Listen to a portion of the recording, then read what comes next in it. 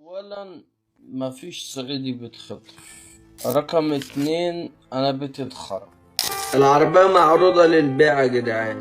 الاي 8 البي ام الاي 8 اللي انا راكبها معروضة للبيع. كان بيلعب بالملايين لعب وكله راح. مداهم بقى على الحديدة وفرطة كبيرة ومنهار بعد إغلاق مطعمه وعرض عربيته للبيع، لكن عرفته ناوي يستلف فلوس من شاكر. وإيه حقيقة المكالمة اللي كانت بينهم؟ تعالوا نعرف الكواليس. مفيش 4 شهور من وقت ما فتح مداهم المطعم بتاعه فجأة اختفى لفترة، وظهر بيقول إنه قفل وقال عن اختفائه: مفيش صعيدي بيختفي فجأة، أنا بيتي اتخرب وقدر الله ما شاء فعل، الحمد لله، بس مش هقدر أتكلم عن أي تفاصيل وأسباب دلوقتي. مداهم كان متماسك جدا وراضي باللي حصل له وإنه فلس، ولكن هو واثق إنه يقف على رجله تاني، وطلب من جمهوره والكتيبة بتاعته تدعيه.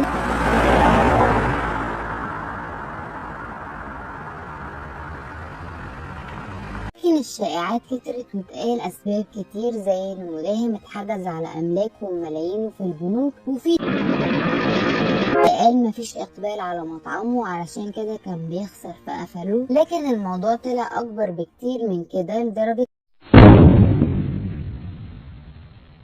إن مداهم بقى بيدور على أي حاجة عنده يقدر يبيعها تنقذه من الورطة اللي هو فيها دي. مداهم عرض عربيته للبيع ب5 مليون ونص، وقال اللي عايزها يكلمني خاص، ومفيش منها غير 4 بس في مصر، فابريكا مفيهاش خدش كأنها جاية من المعرض. كان محافظ عليها جدا وقال تمنها غالي لأن محدش ركبها غير محمد عادل إمام وشيكابالا ومحمد رمضان ودكتور جلدية مشهور في مصر، فليها ناسها برضه. في اللايف ده كان مع محمود شيبة، ولكن حودة خد الموضوع بطريقة وهزار وقال له ماشية كده.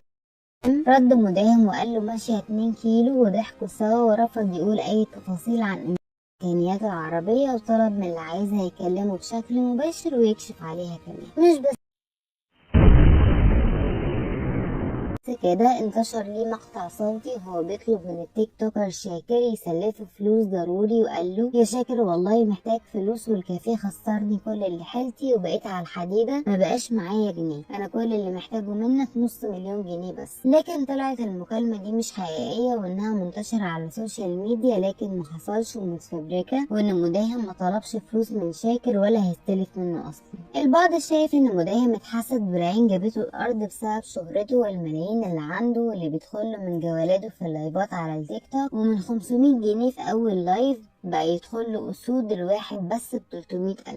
مداهم من وهو 11 سنة بيشتغل ومن بياع في كشك والنوم على الرصيف بقى من أشهر التيك توكرز، وعنده شركة كبيرة كمان لقطع غيار العربيات، ومفيش شغلانة مداهم ما اشتغلهاش. اعتمد على نفسه ونحت الصخر، وده رغم انه عنده عيلة ميسورة الحال وعندهم عمارات وأراضي، لكن هو حب يعمل لنفسه مستقبل. في 2018 خاض التجربة، ما كانش بيظهر بوشه، كان بيقدم محتوى بابجي، ومع أول كان فيديو يكسر الدنيا بقى ترند ومحدش عارفه خالص، وفعلا حد خد باله من اللايف بتاعه سكرين فيديو ونشر على حسابه، حقق نسب مشاهدات بالملايين، وصل لحوالي 66 مليون مشاهدة، والناس تقبلته وقتها جدا. ما اكتفاش بكده وعمل شركة لقطع غيار السيارات وفتح الكافيه وسماه 3 سبعات في التجمع. وفي حوار ليه مع ريهام سعيد قال انه بيكسب وبيعرف يستثمر فلوسه صح ويعمل مشاريع بناء على الفلوس اللي بتجيله من التيك توك، وقادر يستغلها ويستثمرها في مكانها الصح، وهو مقتنع ان الفلوس اللي الشخص بيعملها مش هي اللي بتعمله، والدليل اللي وصله الفترة اللي فاتت وكمان اللي حققه في وقت قليل. فيا ترى هيقدر يكون ثروة تاني من جديد ولا هيكون مصيره ايه؟ وتفتكروا ممكن يكون سبب قفله للمطعم ايه؟ قولوا لنا في التعليقات.